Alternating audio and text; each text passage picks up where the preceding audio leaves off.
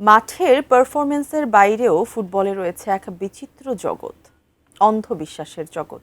বিশ্বের তারকা ফুটবলার থেকে শুরু করে সমর্থকদের কাছে অনেক সময় জয়ের মূলমন্ত্র হয়ে দাঁড়ায় অদ্ভুত সব টোটকা। কিন্তু ব্যক্তিগত এই কুসংস্কার যখন পুরো একটি জাতির উপর জেঁকে বসে, তখন তার রূপ নেয় এক দীর্ঘকালীন ট্র্যাজেডিতে, যেটা ঘটেছিল 1950 বিশ্বকাপে। এরপরে কেন ব্রাজিল তাদের জার্সি বদলে ফেলতে বাধ্য হয়েছিল, এ সম্পর্কেই জানাচ্ছেন বদিউজ্জামান মিলন।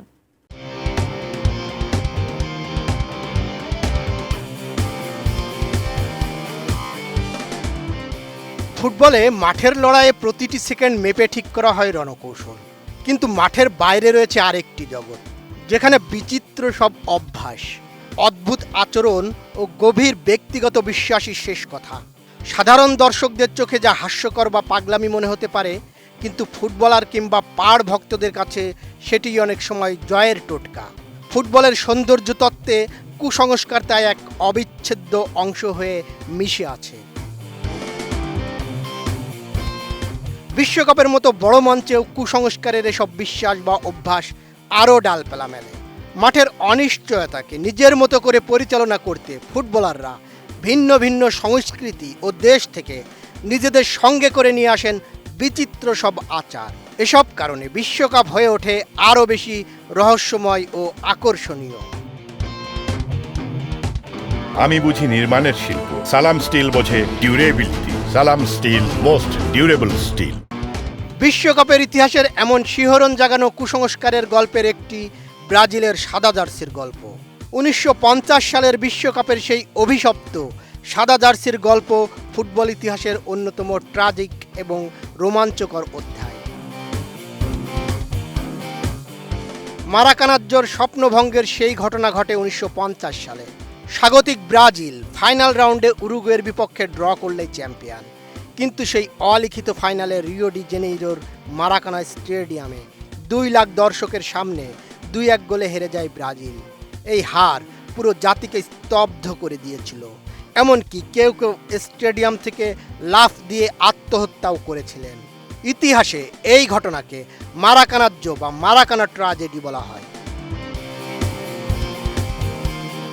সেবার সাদা জার্সিকে অভিশপ্ত ঘোষণা করে ব্রাজিল। 1950 সাল পর্যন্ত ব্রাজিলের প্রথাগত জার্সি ছিল সাদা রঙের এবং নীল কলারের। মারাকানা ট্র্যাজেডির পর পুরো দেশে এক অদ্ভুত মানসিকতা তৈরি হয়। মানুষ বিশ্বাস করতে শুরু করে যে এই সাদা জার্সিটি অভিশপ্ত বা অপয়া, এবং এটি খেলোয়াড়দের আত্মবিশ্বাস জোগাতে ব্যর্থ হয়েছে ফেডারেশন। এবং জনমনে এই ধারণা এত প্রবল হয় যে তারা চিরতরে সাদা জার্সিটি বাদ দেওয়ার সিদ্ধান্ত নেয়। এরপর শুরু হয় নতুন জার্সির খোঁজে প্রতিযোগিতা। সাদা জার্সিকে দেশপ্রেমহীন বলে সমালোচনা করা হয়, কারণ এতে জাতীয় পতাকার কোনো রঙের ছাপ ছিল না। 1953 সালে একটি পত্রিকা নতুন জার্সি ডিজাইনের জন্য দেশব্যাপী প্রতিযোগিতার আয়োজন করে। শর্ত ছিল একটাই, জাতীয় পতাকার 4টি রং হলুদ, সবুজ, নীল এবং সাদা অবশ্যই থাকতে হবে। প্রতিযোগিতায় 300টি ডিজাইনকে পেছনে ফেলে জয়ী হন 19 বছর বয়সী এক ইলাস্ট্রেটর, অলডেমারো এস্তেভাও। তিনি ডিজাইন করেন হলুদ শার্ট, সবুজ ট্রিম সহ, নীল হাফ প্যান্ট, সাদা মোজা। 1954 সালের পর থেকে ব্রাজিল তাদের বিখ্যাত হলুদ জার্সি পরে খেলা শুরু করে এবং 1958 সালে তাদের প্রথম বিশ্বকাপ শিরোপা জেতে।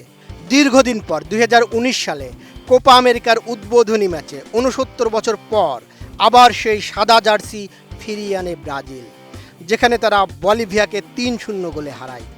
অনেকে মনে করেন এই জয়ের মাধ্যমে সাদা জার্সির ওপর থাকা সেই পুরনো অভিশাপ অবশেষে কেটে গেছে। বদিউজ্জামান মিলন, এটিএন নিউজ।